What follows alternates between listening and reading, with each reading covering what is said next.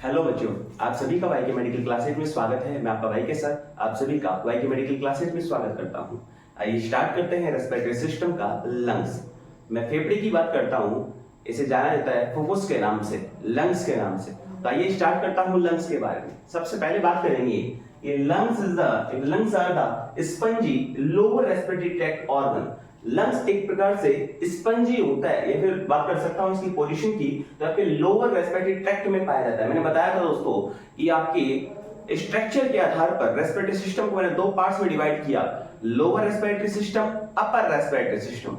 Upper respiratory system के अंदर मैंने बताया कि लगभग सारे कंडक्शन का जो काम होता है वो अपर के अंदर होता है, और लोअर के अंदर आपके रेस्पिरेटरी जोन के अंदर जो वर्क होता है वो रेस्पिरेशन का जोन होता है। मतलब आपके जो लंग्स होते हैं, आपकी एल्वेलाई होती हैं, आपके एल्वेओलर डक्ट होते हैं, एल्वेओलर सैक्स होते हैं, ये सारे के सारे मिलकर आपके एक्चुअल एक्सचेंज ऑफ गैसेज का और आपके रेस्पिरेशन का काम करते हैं। अगर मैं एक्चुअली बात करता हूं तो आपके एक्सचेंज ऑफ गैसेज का जो मेन वर्क करता है वो करता है आपके एल्वेलाई ऑफ द लंग्स। तो मतलब एल्वेलाई ऑफ द लंग्स वो हिस्सा है आपके लंग्स का, वो पार्ट है, वो स्ट्रक्चर है जो आपके एक्चुअली में एक्सचेंज ऑफ गैसेज का काम करता है। मतलब आपके ऑक्सीजन के आदान प्रदान का जो काम करता है वो करते हैं आपके एल्वेलाइज। मैं लंग्स की बात कर रहा हूं। लंग्स में मैंने बताया कि लंग्स एक प्रकार का स्पंजी ऑर्गन है जो कि आपके लोअर रेस्पिरेटरी ट्रैक्ट में पाया जाता है। आगे बात करता हूं कि lungs are situated on both side of thoracic cavity. ध्यान से देखना, अगर मैं थोरेसिक कैविटी की बात करता हूं, थोरेसिक केज की बात करता हूं, जहां पर आपके रिब्स भी इंक्लूड थे, जहां पर आपका स्टर्नम भी इंक्लूड था, जहां पर आपके वर्टिब्रल कॉलम भी इंक्लूड थे। अगर मैं इस हिस्से की बात करता हूं, इस कैविटी की बात करता हूं, तो वहां पर क्या है, आपके दोनों साइड के अंदर, बोथ साइड के अंदर लंग सिचुएटेड होते हैं, लोकेटेड होते हैं। मैं बात करता हूं these are cone shaped organ. एक प्रकार से कॉन शेप्ड, शंकु के आकार का ऑर्गन होता है। मैं बात कर सकता हूं दीज आर कॉन शेप्ड, ऐसे शंकु के आकार का ऑर्गन होता है। मतलब आपका अपेक्स वाला जो पार्ट होता है वो राउंडेड ऑर्गन होता है। याद रखना, आपके लंग्स का जो अपेक्स वाला पार्ट है वो राउंडेड साइड का होगा। तो याद रखना, ऊपर के साइड में अपेक्स है, नीचे के साइड में आपका बेस है। ठीक है, आगे बात करता हूं इसके वेट की। अगर मैं लंग्स के वेट की बात करता हूं तो आपका जो लंग्स होते हैं, अगर दोनों को मिलाकर, राइट और लेफ्ट लंग्स को मिलाकर 1.3 kg, मतलब 1 किलो 300 ग्राम के अप्रोक्स आपके लंग्स का वेट होता है। इसी के अंदर मैं बात करता हूं आपके राइट लंग की अलग बात करूंगा, लेफ्ट लंग की अलग बात करूंगा। अगर मैं बात करता हूं आपके राइट लंग्स की, राइट लंग्स आपके लेफ्ट लंग्स की बजाय थोड़ा सा हेवी होता है। मतलब ये थोड़ा बड़ा भी होगा, इसमें वेट भी ज्यादा होगा। तो याद रखना, फॉर एग्जांपल बताना चाहूं कि मान के चलिए कोई बड़ा मकान है, तो बड़े मकान के अंदर कमरे भी ज्यादा बनेंगे। तो मैं बता सकता हूं कि आपके राइट लंग्स के अंदर क्या होता है, 3 कमरे होते हैं, जिसे क्या नाम दिया मैंने, जिसे नाम दिया 3 लॉब्स। मतलब आपके राइट लंग्स के अंदर 3 लॉब्स पाए जाते हैं। और याद रखना, अगर मैं बात करता हूं 3 लॉब्स को डिवाइड करने वाली दीवारों की, तो यहां पर 2 दीवार हैं दोस्तों। इसका मतलब आपके राइट लंग्स के अंदर भी 2 फिशर्स पाए जाते हैं। तो याद रखना, आपका राइट लंग्स हेवी होता है आपके लेफ्ट लंग की बजाय।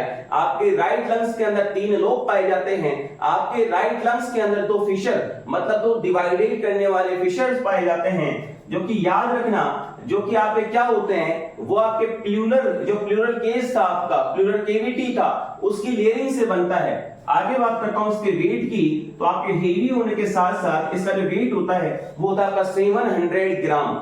अगर मैं वहीं लेफ्ट लंग्स की बात करता हूं तो मैंने बताया था आपके राइट की बजाय ये क्या होता है, लाइटर होता है, इसमें वजन भी कम होगा, ये छोटा भी होगा। अगर मैं बात करता हूं तो ये लंबा तो होता है बट नैरो होता है, सकरा होता है। वहीं अगर राइट लंग की बात की थी अपन ने, वो शॉर्ट होता है, लंबाई उसकी कम होती है लेकिन वाइड होता है। देखो उसका रीजन क्या है दोस्तों, उसका रीजन ये है, अगर मैं बात करता हूं आपके लंग्स की सिचुएशन की, तो यहां पर ध्यान से देखना, अगर मैं लेफ्ट लंग्स की बात करता हूं तो लेफ्ट लंग्स के पास में यहां पर इस वाले हिस्से के अंदर आपका क्या पाया जाता है, आपका हार्ट ऑक्यूपाइड होता है। और हार्ट के ऑक्यूपाइड होने की वजह से हार्ट आपका थोड़ा सी जगह आपके लेफ्ट लंग की घेर लेगा। इसका मतलब जितना आपकी जगह राइट लंग्स को मिल रही थी उतनी जगह क्या होगी, आपके लेफ्ट लंग्स को मिल नहीं पाएगी। दूसरी वर्ड ये याद रखना, आपके जो लेफ्ट लंग्स होते हैं उसके और आपके इस हार्ट के बीच में एक नोच बनाने का काम करता है, इस नोच बनाने का काम करता है। इसे क्या नाम दूंगा, इसे नाम दूंगा मैं कार्डियक नोच। तो मैं कह सकता हूं कि आपके लेफ्ट लंग के अंदर कार्डियक नोच प्रेजेंट होती है। कार्डियक नोच प्रेजेंट होती है। वहीं अगर आपके राइट लंग्स की बात करता हूं तो यहां पर आपकी कार्डियक नोच एब्सेंट होती है। आगे बात करते हैं, अगर मैं बात करता हूं आपके लंग्स की केज की, या फिर बात कर सकता हूं आपके लंग्स की लेयरिंग की, मतलब मैंने बताया था कि आपके लंग्स के यहां पर लेयरिंग पाई जाती है, जिसको नाम दिया था मैंने, कवरिंग को नाम दिया था मैंने प्लूरा। मैं नाम दे सकता हूं प्लूरा। प्लूरा का मतलब क्या होता है? कवरिंग ऑफ द लंग्स, मतलब it is the covering of the lungs. Lungs के बाहर जो कवरिंग पाई जाती है आपके मेम्ब्रेन की, उसे क्या नाम दिया? उसे नाम दिया प्लूरा, जो कि दो होती हैं, एक तो होती है पैराइटल प्लूरा और एक होती है आपकी विसरल प्लूरा। मतलब एक जो आउटर साइड में पाई जाती है उसे पैराइटल प्लूरा के नाम से जाना जाता है, और जो इंटरनल पार्ट्स में पाई जाती है, इंटरनल साइड में पाई जाती है, आपकी चेस्ट की वॉल के पास में पाई जाती है, उसे क्या नाम दिया? उसे नाम दिया दोस्तों विसरल प्लूरा। याद रखना, आपके अगर मैं प्लूरा की बात करता हूं, मतलब पैराइटल और विसरल प्लूरा की बात करता हूं, तो पैराइटल और विसरल बाहर वाली और अंदर वाली लेयरिंग के बीच में एक केविटी पाई जाती है, स्पेस पाया जाता है, एक पोटेंशियल स्पेस पाया जाता है, जिसके अंदर आपकी एक प्रकार से फ्लूइड पाए जाते हैं, जिसे मैंने क्या नाम दिया? जिसे मैंने नाम दिया प्लूरल फ्लूइड। याद रखना, अगर प्लूरल फ्लूइड की बात करता हूं, it is the lubricating fluid, ये एक प्रकार का लुब्रिकेटिंग फ्लूइड होता है। अगर मैं functions of the pleural cavity की बात करता हूं, अगर मैं functions of the pleural fluid की बात करता हूं, तो याद रखना मैंने एक एग्जांपल दिया था, अगर मैं दो कांच के बीच में कोई भी पानी रखता हूं, कोई भी फ्लूइड रखता हूं, कोई भी लुब्रिकेटिंग फ्लूइड रखता हूं, तो वो क्या करता है? वो बड़ी आसानी से ग्लाइड कर जाता है, स्लाइड कर जाता है। वैसे ही क्या होगा? वैसे ही आपके लंग की जो कवरिंग है उसके बीच में फ्लूइड पाया जाता है, जिसकी वजह से वो आराम से ग्लाइड कर सकता है। मतलब यहां पर फ्रिक्शन के चांसेस बहुत कम हो जाते हैं दोस्तों। इसका मतलब आपकी जो प्लूरा होती है आपको फ्रिक्शन से बचाने का काम करती है। दूसरी बात, ये आउटर बाहर से होने वाली इंजरी से भी शॉक एब्जॉर्बर की तरह काम करती है, मतलब आपके आघात को अवशोषित करने का काम करती है, शॉक एब्जॉर्बर की तरह काम करती है। मैं थर्ड ऑफ ऑल बात करता हूं आपके लंग्स की कवरिंग की, तो आपकी जो लंग्स की कवरिंग होती है वहां पर लुब्रिकेटिंग फ्लूइड पाया जाता है, और लुब्रिकेटिंग फ्लूइड जो होता है वो आपके एक प्रकार से अंदर की जितनी भी स्ट्रक्चर है आपके लेयरिंग के अंदर की, उस सभी को प्रोटेक्ट करने का काम करता है। अगर मैं बात करता हूं आपके लंग्स की, तो लंग्स के अंदर ऊपर देखोगे, ऊपर आपके अपेक्स वाला पार्ट है, मतलब आपके जो अपर वाला पार्ट था उसे मैंने अपेक्स का पार्ट नाम दिया, और लोअर वाले पार्ट को मैंने बेस नाम दिया।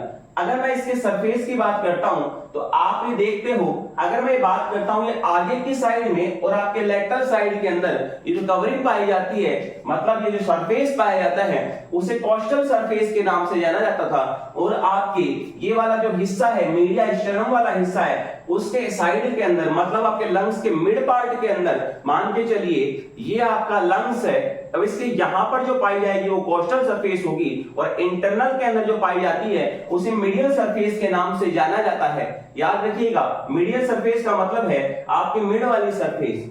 मैंने बात की कि आपके राइट लंग्स के अंदर 3 लोब पाए जाते हैं जो 2 फिशर से डिवाइडेड होते हैं। तो ध्यान से देखना, अगर मैं ऊपर वाले लोब की बात करता हूं तो उसे सुपीरियर लोब के नाम से जाना जाता है।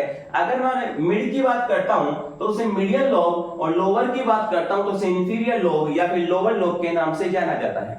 जैसे मैंने बताया कि सुपीरियर लोब और आपके मीडियल लोब के बीच में एक फिशर पाया जाता है, जिसे हॉरिजॉन्टल फिशर के नाम से जाना जाता है। मतलब एक दीवार पाई जाएगी जो कि आपके सुपीरियर और मीडियल वाले लोब को डिवाइडेड करने का काम करती है। दूसरी बात, अगर मैं मीडियल वाले लोब की और मैं आपके इंफीरियर वाले लोब की बात करता हूं, तो उसके बीच में एक फिशर, एक दीवार पाई जाएगी जिसका नाम मैंने दिया ऑब्लिक फिशर। लेकिन दोस्तों मैंने बताया कि आपके लेफ्ट लंग्स के अंदर क्या होता है, लेफ्ट लंग्स में ओनली 4 आपके 2 ही लोब पाए जाते हैं, जिसमें अपर या फिर सुपीरियर लोब पाया जाएगा या फिर लोअर और इंफीरियर लोब पाया जाएगा। इसमें आपका मीडियल टाइप का लोब एब्सेंट होता है। अगर मैं बात करता हूं इन दोनों के बीच के अंदर एक फिशर पाया जाता है जिसे ऑब्लिक फिशर के नाम से जाना जाता है, जिसे ऑब्लिक फिशर के नाम से जाना जाता है। यहां पर भी आपका हॉरिजॉन्टल टाइप का फिशर एब्सेंट होता है।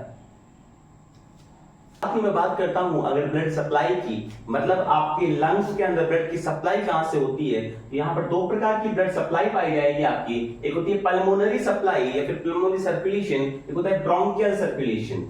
अगर मैं बात करता हूं ब्रोंकियल सर्कुलेशन की, तो ब्रोंकाइल्स के द्वारा होने वाला सर्कुलेशन ही ब्रोंकियल सर्कुलेशन कहलाता है। अगर मैं बात करता हूं पल्मोनरी सर्कुलेशन की, तो मैंने क्या बताया था आपको, हार्ट में बताया था कि हार्ट के अंदर से आपका कार्बन डाइऑक्साइड आता था, मतलब आपके डीऑक्सीजनेटेड ब्लड आता था, और कहां पर आता था, आपके पल्मोनरी के अंदर लंग्स के पास में आता था। उसके बाद में रेस्पिरेशन के दौरान आपका जो ऑक्सीजन आया था वो आकर एलोलाइट्स के पास में आएगा और एक्सचेंज ऑफ गैसेज का काम होगा। इसे क्या नाम दिया अपन ने, पल्मोनरी सर्कुलेशन। अगर मैं बात करता हूं फंक्शंस की, अगर आपके लंग्स के फंक्शन की बात करता हूं, तो मेनली आपके लंग्स का जो फंक्शन होता है वो होता है रेस्पिरेशन का। क्योंकि अगर आपको मेरा वीडियो अच्छा लगा हो तो इसे लाइक करें, शेयर करें, सब्सक्राइब करें, और मिलते हैं बहुत जल्द नए प्यारे सुंदर वीडियो के साथ। तब तक के लिए राधे राधे, जय श्री श्याम।